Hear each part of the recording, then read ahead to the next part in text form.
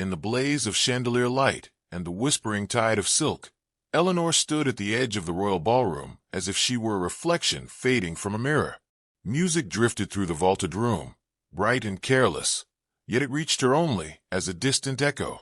Around her, laughter chimed like crystal, and gloved hands traded promises made of glances and measured smiles.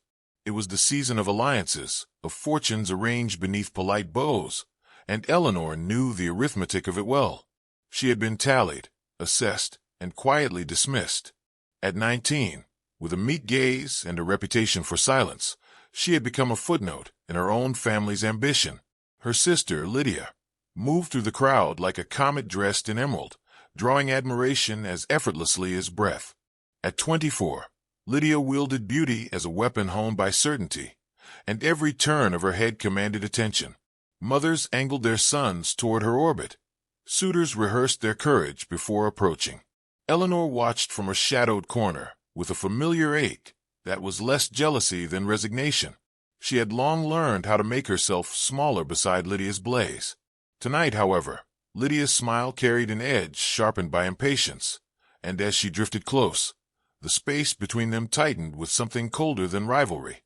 Lydia leaned in as though to adjust Eleanor's sleeve, her voice lowered just enough to seem intimate while still slicing through the surrounding hush. "No one will ever marry you," she murmured, sweet as poisoned honey. The words landed with surgical precision. A few nearby listeners stilled, curiosity pricked by the sudden tension, and then a ripple of laughter fluttered out, uncertain at first, then emboldened by Lydia's composed smile. Eleanor felt the sentence settle into her bones, heavy and irrevocable. Heat rose behind her eyes, but she would not grant the room her tears. She would not give her sister that final victory. She lowered her gaze with practiced grace, as if she had merely been reminded of a social misstep rather than stripped of hope. Inside, something folded inward like a letter never to be read. Eleanor had never expected triumph. She had only asked for peace, for a life quiet enough to breathe within. Since girlhood, she had watched the arithmetic of her worth work against her. No dazzling fortune, no ringing wit, no fearless charm. Yet even so, the cruelty struck with a bruise that throbbed beneath her ribs. Shame, she discovered, was loud even when born in silence. She drifted along the perimeter of the ballroom, past tables gilded with fruit and crystal, past officers in polished coats and ladies blooming with jewels. Snatches of conversation brushed her as she passed, calculations, rumors, gentle lies polished to civility. Somewhere, Lydia laughed too brightly, already reclaiming the room. Eleanor felt herself thinning, as though she were becoming transparent under the weight of unseen appraisal. The orchestra lifted into a livelier measure, and couples turned in widening circles, yet she remained unclaimed by any invitation. It seemed to her that the space she occupied grew smaller with every step. It was then that she sensed the stillness that did not belong to her. Across the floor, amid the turning figures and glittering disorder, a man stood unmoving. He was darkly dressed, the restraint of his attire setting him apart from the flash of ornament around him, and his posture held a gravity that bent attention without demanding it. This was the Duke of Ashford, she realized with a faint stir of alarm, a name spoken with both reverence and caution in drawing rooms. He did not smile. He did not join the dance. His gaze, steady and unflinching, rested where she stood. Eleanor felt the improbable weight of being seen, not as a subject of mockery, but as a presence held in quiet focus. The notion unsettled her more than Lydia's cruelty had done. She turned away at once, the boldness of his regard too intimate somehow, though no word passed between them. Her steps carried her toward the tall windows veiled in velvet, where night pressed close in panes of silvered glass. Outside, the gardens lay drowned in moonlight, indifferent to the dramas of rank and reputation. She rested her palm against the cool surface and drew a breath that trembled despite her resolve. Behind her, the music swelled and softened again, as if the room were breathing. She told herself she was foolish to think the Duke's attention meant anything at all. Powerful men observed many things without consequence. Yet the steadiness of that earlier gaze lingered like warmth on cold skin. When she turned from the window at last, Intending only to slip unseen from the ballroom's bright dominion, she found that the path before her had subtly shifted. The crowd parted not with ceremony, but with an odd, unconscious courtesy, and in that narrow corridor of space, she felt, for the first time in many months, not entirely erased. Somewhere behind the polite noise of the evening, a quiet current had changed its direction, and though she could not yet name its destination, it was already carrying her toward something unforeseen. She did not know it yet, but the night had quietly learned her name, still held its breath around her, and with it came the small envelope delivered at noon, set upon the breakfast tray as unobtrusively as a falling leaf. Eleanor stared at the unmarked seal, unease and wonder sharing equal claim upon her pulse. Inside lay not jewels nor declarations, only a single white camellia pressed between pages of a slim volume of poetry she had once admired in passing. How he could have known was a question that set her hands trembling, and with the trembling came a dangerous warmth she feared to name. She closed the book as though it might speak. It haunted her through the afternoon, like a held note that refused to resolve. The household noticed nothing at first, yet secrets move faster than servants' feet. By evening, murmurs threaded the corridors, and Eleanor felt their tug even without hearing a single word. Lydia entered her chamber without ceremony, eyes bright with sharpened interest.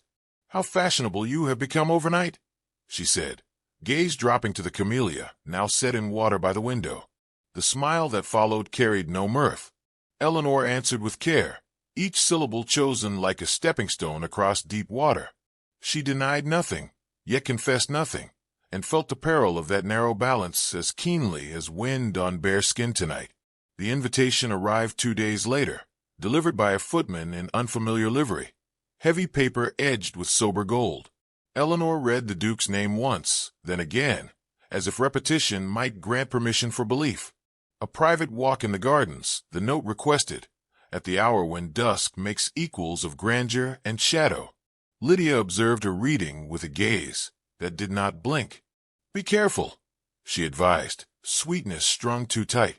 Eleanor folded the invitation with steady fingers, unsure whether she trembled from dread or anticipation. Outside, clouds thickened in the west, and the coming evening seemed to lean toward her. The path through the gardens was slick with recent rain, the gravel whispering beneath Eleanor's cautious steps. Lanterns glimmered low along the hedges, their light caught in trembling droplets. She reached the appointed place and waited, heart keeping an erratic rhythm she barely recognized as her own. When the Duke emerged from the shadows, he seemed formed of them, tall and quiet and composed. He bowed with formal precision, distance measured and unmistakably respectful. The relief that touched her was swift and strangely profound, as though she had been bracing for a storm that did not arrive. Instead, the air stilled between them. They spoke first of small things, of the rain and the season's late roses, words set like careful pieces upon a board neither dared disturb. His voice, when it came, was low and even, carrying no hint of indulgence. He asked after her reading, and when she answered, surprise softened his reserved expression. Eleanor felt the subtle shift of being considered rather than assessed, of worth weighed by its inner balance. At last, with a gravity that bent the moment inward, he named the ballroom, the remark, the witness of her humiliation. She stiffened, the old heat returning, but he did not look away. "I would not have spoken then," he said, for the room was loud with its own cruelty. "I wished you to know there was at least one silence in it that did not agree." The simplicity of the declaration undid her more thoroughly than any gallantry could have done. Eleanor searched his face and found no triumph there, only resolve tempered by restraint. "You honor me too greatly," she murmured, the old reflex of diminution rising to her tongue. A flicker crossed his eyes, gone as swiftly as it came. "I do not trade in honor," he replied. "I recognize it." The word stayed. News, however, has a voice of its own, and by the following afternoon the gardens seemed to echo with Lydia's laughter once more. She confronted Eleanor in the open gallery, where every word carried. "So the Duke walks with you now," she said, softly enough to invite listeners. "You have an astonishing talent for misrepresenting yourself." Eleanor faced her with a composure that surprised even her own fear. "I have represented nothing at all," she answered. The truth of it rang more loudly than she had intended. Lydia smiled, but something in it faltered, like a mirror touched by a crack. All eyes watched. That evening, alone in her chamber, Eleanor considered how swiftly a life might tilt upon an unseen hinge. The camellia had opened further, petals loosening into a brave, quiet bloom. She thought of the Duke's measured words, the way his attention did not consume but steadied. It frightened her, that steadiness, more than Lydia's scorn ever had. To be scorned was familiar. To be valued was a peril she had never learned to navigate. She stood long at the window, watching lamplight drift through mist, feeling the future press closer without yet touching. Her heart learned a new and fragile rhythm in the dark. The message came at midnight, slipped beneath her door with a discretion that felt almost like a vow. No signature, no flourish, only a simple line requesting her presence at the next gathering, where all would see. Eleanor held the paper as though it might break if gripped too hard. Across the house Lydia was surely planning, weaving advantage from rumor as swiftly as breath. Between these two currents Eleanor felt herself drawn forward, no longer merely drifting. The Duke's earlier words stirred again, recognition instead of charity, and with them came a tremor of resolve she scarcely trusted. The night held its answer. The night of the gathering arrived dressed in gold and apprehension, the great hall flaring to life beneath hundreds of candles that trembled like captive stars. Eleanor entered on her mother's arm, every heartbeat loud in her ears, every remembered whisper brushing her spine like cold silk. Lydia glittered at the center of attention, already secure in the admiration she harvested as easily as breath. The room felt tight with expectation, as if rumor itself had learned to breathe. Eleanor moved carefully, afraid that a single misstep might unmake the fragile courage she had carried this far. Tonight the walls listened with intent.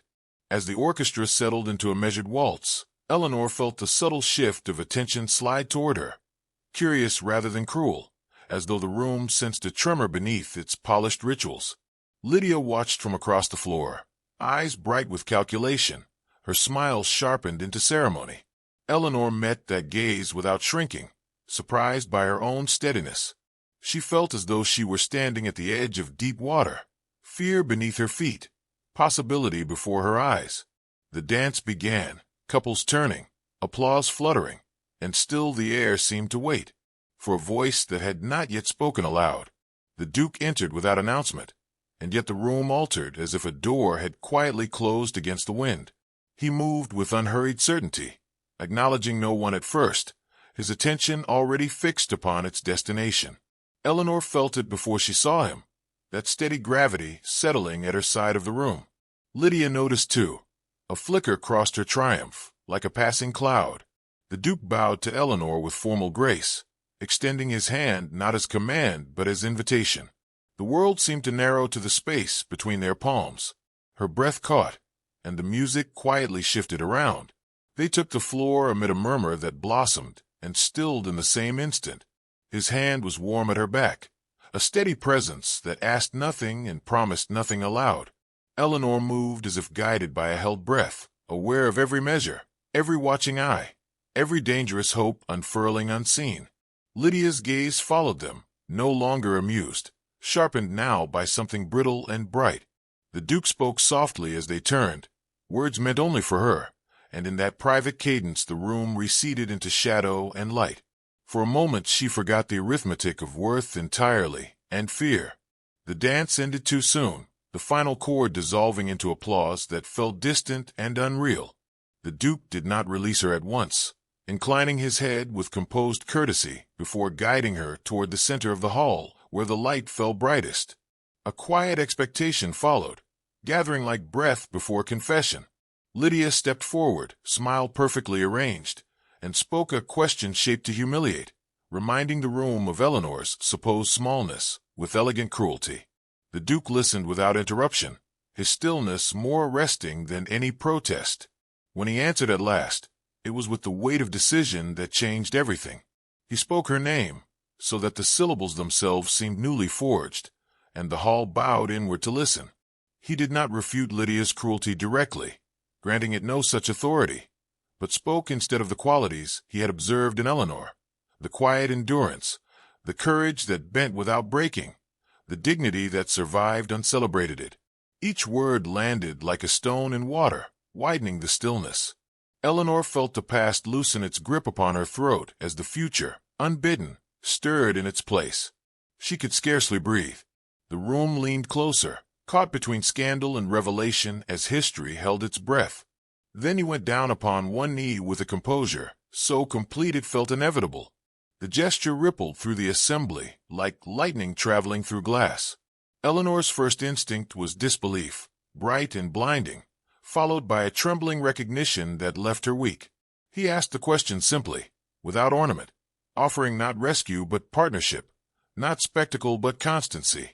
The words reached her as if through water, slow and profound.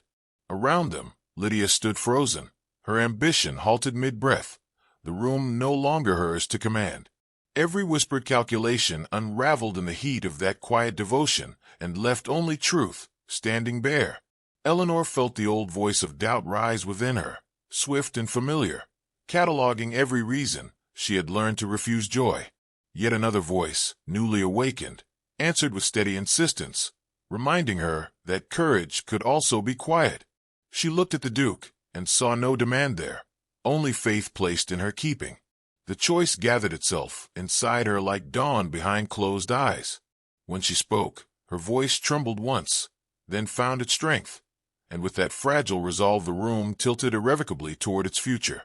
A single word crossed her lips and changed her life's direction in one breath. The sound that followed was not applause at first, but a suspension so deep it felt like the world had forgotten its next movement. Then the room exhaled, and admiration poured in like released light. Lydia faded into the edges of that radiance, her triumph undone not by cruelty, but by constancy. Eleanor felt hands steady her, felt the Duke rise beside her, felt the weight of the future settle with astonishing gentleness upon her shoulders. She had not been claimed before the world, she had been chosen, and the distinction rang like truth. The meaning of worth shifted forever in that instant.